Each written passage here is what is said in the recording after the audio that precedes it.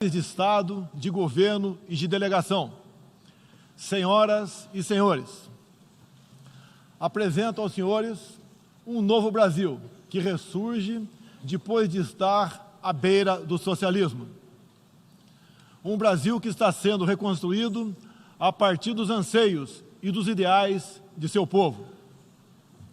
No meu governo, o Brasil vem trabalhando para reconquistar a confiança do mundo, diminuindo o desemprego, a violência e o risco para os negócios, por meio da desburocratização, da desregulamentação e, em especial, pelo exemplo. Meu país esteve muito próximo do socialismo, o que nos colocou numa situação de corrupção generalizada, grave recessão econômica, altas taxas de criminalidade e de ataques ininterruptos aos valores familiares e religiosos que formam nossas tradições. Em 2013, um acordo entre o governo petista e a ditadura cubana trouxe ao Brasil 10 mil médicos sem nenhuma comprovação profissional. Foram impedidos de trazer cônjuges e filhos. Tiveram 75% de seus salários confiscados pelo regime e foram impedidos de usufruir de direitos fundamentais como o de ir e vir. Um verdadeiro trabalho escravo, acreditem. Respaldado por entidades de direitos humanos do Brasil e da ONU. Antes mesmo de eu assumir o governo, quase 90% deles deixaram o Brasil, por ação unilateral do regime cubano. Os que decidiram ficar se submeterão à qualificação médica para exercer sua profissão. Deste modo, nosso país deixou de contribuir com a ditadura cubana, não mais enviando para Havana 300 milhões de dólares todos os anos. A história nos mostra que já nos anos 60, agentes cubanos foram enviados a diversos países para colaborar com a implementação de ditaduras. Há poucas décadas, tentaram mudar o regime brasileiro e de outros países da América Latina. Foram derrotados. Civis e militares brasileiros foram mortos e outros tantos tiveram suas reputações destruídas, mas vencemos aquela guerra e resguardamos nossa liberdade. Na Venezuela, esses agentes do regime cubano, levados por Hugo Chávez, também chegaram e hoje são aproximadamente 60 mil que controlam e interferem em todas as áreas da sociedade local, principalmente na inteligência e na defesa. A Venezuela, outrora um país pujante e democrático, hoje experimenta a crueldade do socialismo. O socialismo está dando certo na Venezuela. Todos estão pobres e sem liberdade. O Brasil também sente os impactos da ditadura venezuelana. Dos mais de 4 milhões que fugiram do país, uma parte migrou para o Brasil, fugindo da fome e da violência. Temos feito a nossa parte para ajudá-los, através da Operação Acolhida, realizada pelo Exército Brasileiro e elogiada mundialmente. Trabalhamos com outros países, entre eles os Estados Unidos, para que a democracia seja restabelecida na Venezuela, mas também nos empenhamos duramente para que outros países da América do Sul não experimentem esse nefasto regime. O Foro de São Paulo, organização criminosa, criada em 90 por Fidel Castro, Lula e Chávez, para difundir e implementar o socialismo na América Latina, ainda continua vivo e tem que ser combatido. Senhoras e senhores, em busca de prosperidade, estamos adotando políticas que nos aproximem de países outros que se desenvolveram e consolidaram suas democracias. Não pode haver liberdade política sem que haja também liberdade econômica. E vice-versa. O livre mercado, as concessões e as privatizações já se fazem presentes hoje no Brasil. Tudo por um projeto de poder absoluto.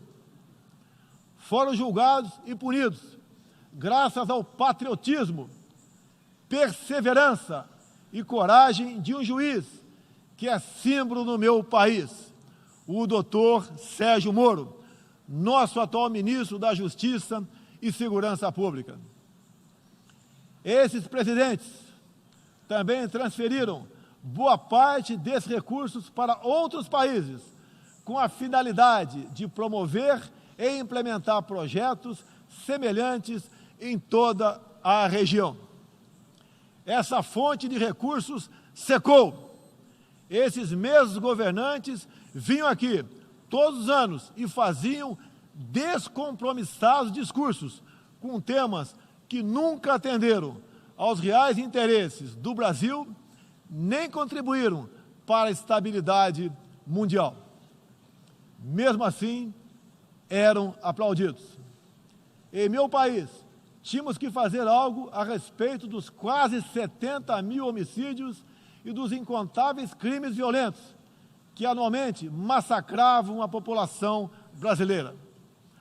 A vida é o mais básico dos direitos humanos. Nossos policiais militares eram o alvo preferencial do crime. Só em 2017, cerca de 400 policiais militares foram cruelmente assassinados. Isso está mudando. Medidas foram tomadas e conseguimos reduzir em mais de 20% o número de homicídios nos 6 primeiros meses do meu governo. As apreensões de cocaína e outras drogas atingiram níveis recorde. Hoje o Brasil está mais seguro e ainda mais hospitaleiro. Acabamos de estender a isenção de vistos para países como Estados Unidos, Japão, Austrália e Canadá. E estamos estudando adotar medidas similares para a China e Índia, entre outros. Com mais segurança e com essas facilidades, queremos que todos possam conhecer o Brasil, em especial a nossa Amazônia, com toda a sua vastidão e beleza natural. Ela não está sendo devastada e nem consumida pelo fogo, como diz mentirosamente a mídia. Cada um de vocês pode comprovar o que estou falando agora. Não deixe de conhecer o Brasil. Ele é muito diferente daquele estampado em muitos jornais e televisões. A perseguição religiosa é um flagelo que devemos combater de forma incansável. Nos últimos anos, testemunhamos em diferentes regiões ataques covardes que vitimaram fiéis congregados em igrejas, sinagogas e mesquitas. O Brasil condena energicamente todos esses atos e está pronto a colaborar com outros países para a proteção daqueles que se veem oprimidos por causa de sua fé. Preocupam o povo brasileiro, em particular, a crescente perseguição, a discriminação e a violência contra missionários e minorias religiosas em diferentes regiões do mundo. Por isso, apoiamos a criação do Dia Internacional em memória das vítimas de atos de violência baseados em religião ou crença. Nessa data, recordaremos anualmente aqueles que sofrem as consequências nefastas da perseguição religiosa. É inadmissível que, em pleno século XXI, com tantos instrumentos, tratados e organismos com a finalidade de resguardar direitos de todo tipo e de toda sorte, ainda haja milhões de cristãos e pessoas de outras religiões que perdem sua vida ou sua liberdade em razão de sua fé. A devoção do Brasil à causa da paz se comprova pelo sólido histórico de contribuições para as missões da ONU. Há 70 anos, o Brasil tem dado contribuição efetiva para as operações de manutenção da paz das Nações Unidas. Na República Democrática do Congo, os contingentes brasileiros são reconhecidos pela qualidade de seu trabalho e pelo respeito à população, aos direitos humanos e aos princípios que norteiam as operações de manutenção de paz. Reafirmo nossa disposição de manter contribuição concreta às missões da ONU, inclusive no que diz respeito ao treinamento e à capacitação de tropas, área em que temos reconhecida experiência.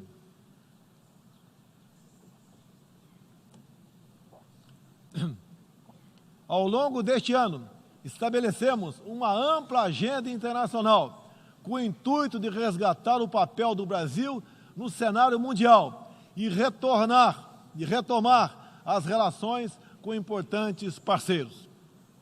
Em janeiro, estivemos em Davos, onde apresentamos nosso ambicioso programa de reformas para investidores de todo o mundo. Em março, visitamos Washington, onde lançamos uma parceria abrangente e ousada com o governo dos Estados Unidos em todas as áreas, com destaque para a coordenação política e para a cooperação econômica e militar. Ainda em março, estivemos no Chile, onde foi lançado o ProSul, importante iniciativa para garantir que a América do Sul se consolide como um espaço de democracia e de liberdade. Na sequência, visitamos Israel, onde identificamos inúmeras oportunidades de cooperação, em especial na área de tecnologia e segurança. Agradeço a Israel o apoio no combate aos recentes desastres ocorridos em meu país. Visitamos também um de nossos grandes parceiros no Cone Sul, a Argentina, com o presidente Maurício Macri e nossos sócios do Uruguai e do Paraguai, afastamos do Mercosul a ideologia e conquistamos importantes vitórias comerciais, ao concluir negociações que já se arrastavam por décadas. Ainda este ano, visitaremos importantes parceiros asiáticos, tanto no Extremo Oriente quanto no Oriente Médio.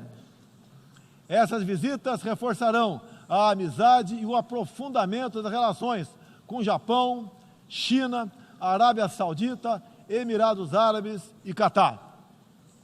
Pretendemos seguir o mesmo caminho com todo o mundo árabe e a Ásia.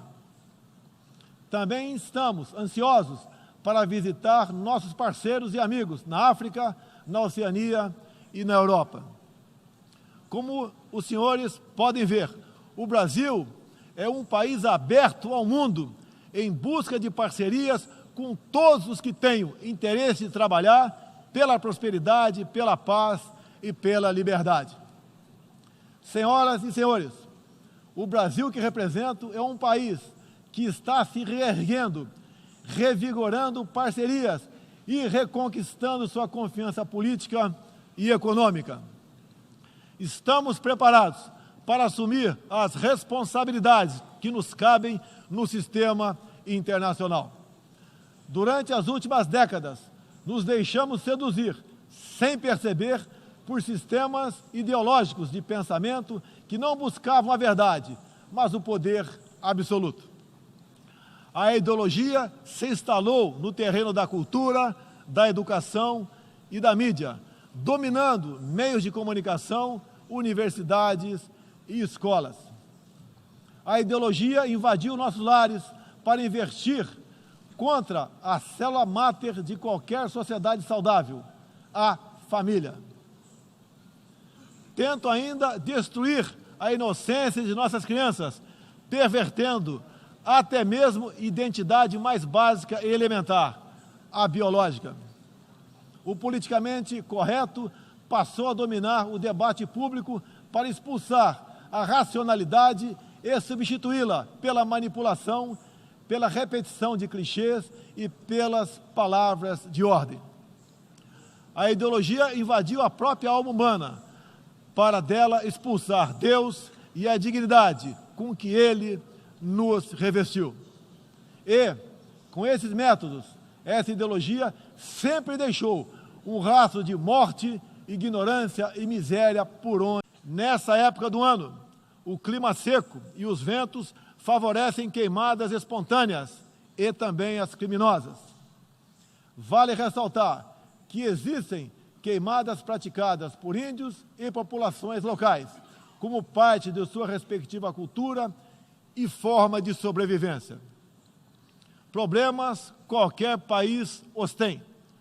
Contudo, os ataques sensacionalistas que sofremos por grande parte da mídia internacional, devido aos focos de incêndio na Amazônia, despertaram nosso sentimento patriótico.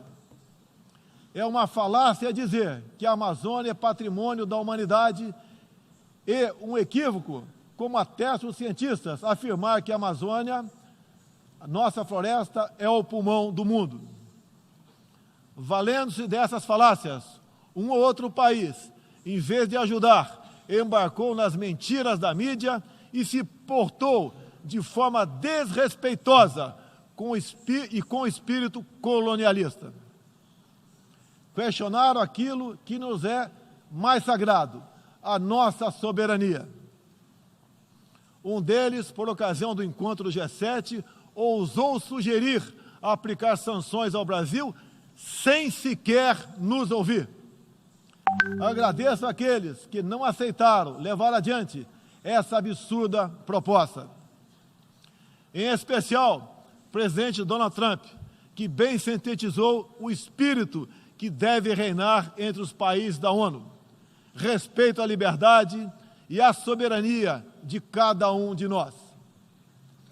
Hoje, 14% do território brasileiro está demarcado como terra indígena, mas é preciso entender que nossos nativos são seres humanos, exatamente como qualquer um de nós. Eles querem e merecem usufruir dos mesmos direitos de que todos nós. Quero deixar claro, o Brasil não vai aumentar para 20% sua área já demarcada como terra indígena, como alguns chefes de Estado gostariam que acontecesse. Existe no Brasil 225 povos indígenas, além de referências de 70 tribos vivendo em locais isolados.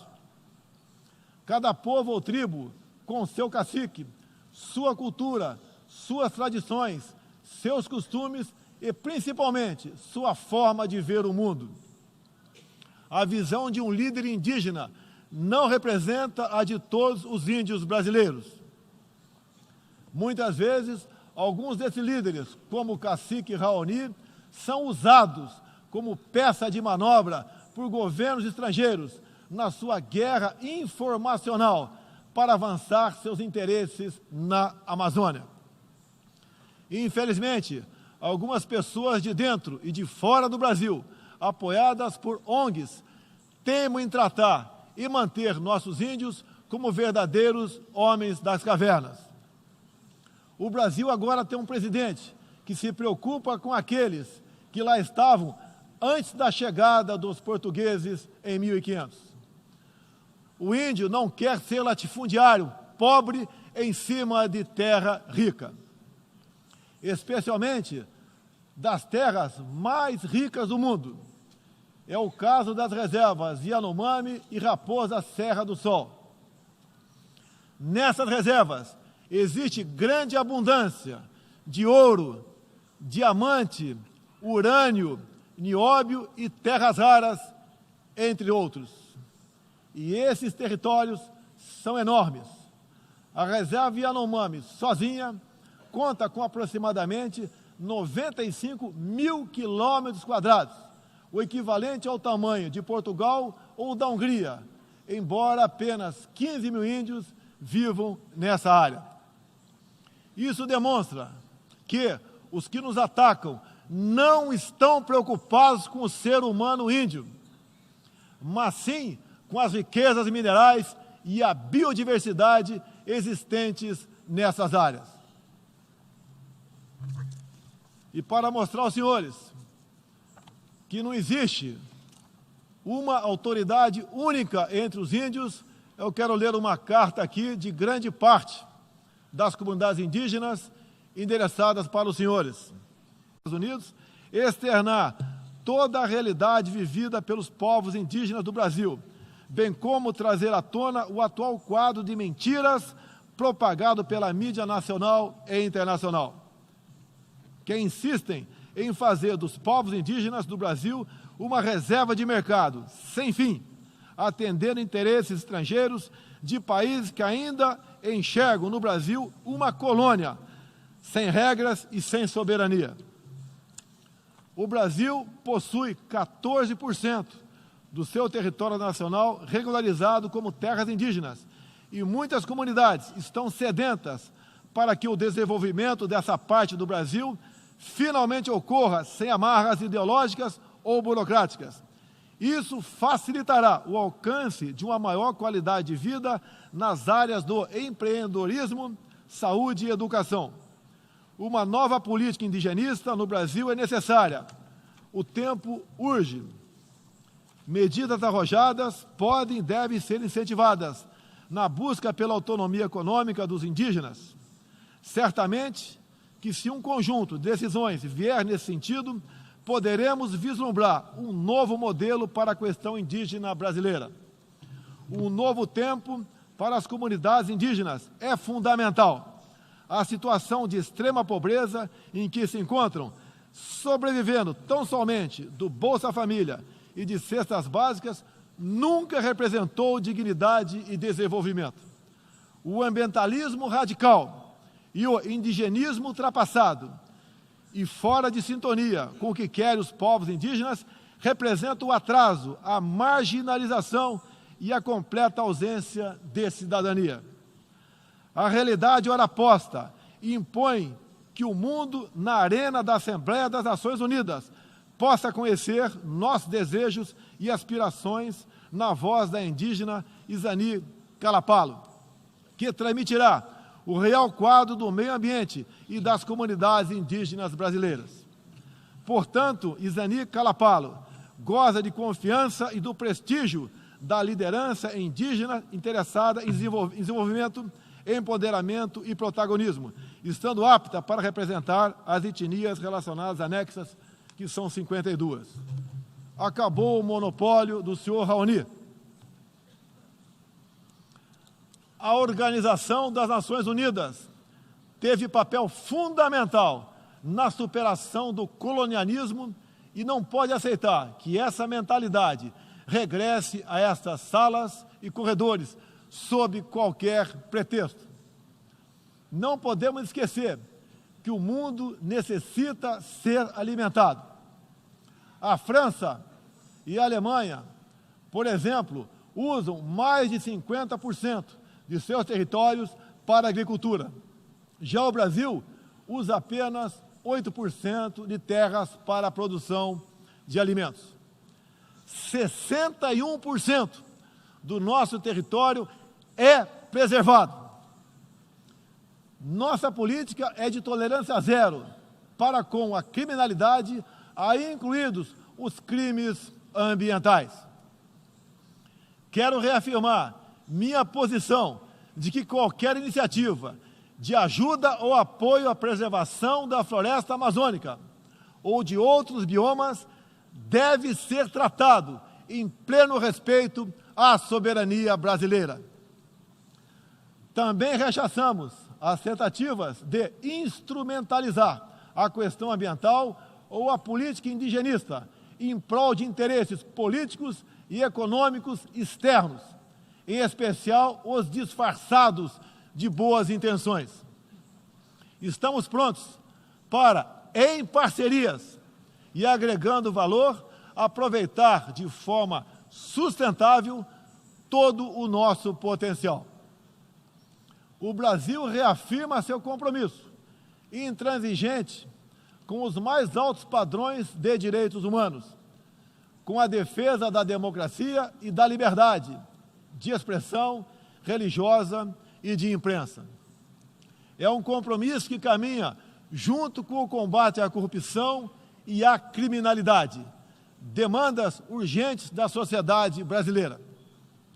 Seguiremos contribuindo, dentro e fora das Nações Unidas, para a construção de um mundo que compromete alguns princípios básicos da dignidade humana. Essa organização foi criada para promover a paz entre nações soberanas e o progresso social com liberdade, conforme o preâmbulo de sua carta.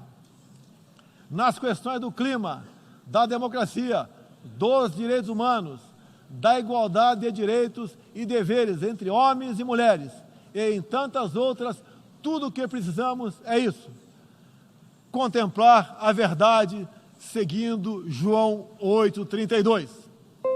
E conhecereis a verdade, e a verdade vos libertará. Todos os nossos instrumentos, nacionais e internacionais, devem estar direcionados, em última instância, para esse objetivo. Não estamos aqui para apagar nacionalidades e soberanias, em nome de um interesse global abstrato. Esta não é a organização do interesse global, é a Organização das Nações Unidas. Assim deve permanecer, com humildade e confiante no poder libertador da verdade. Estejam certos de que poderão contar com este novo Brasil, que aqui apresento aos senhores e senhoras. Agradeço a todos pela graça e pela glória de Deus. Meu muito obrigado.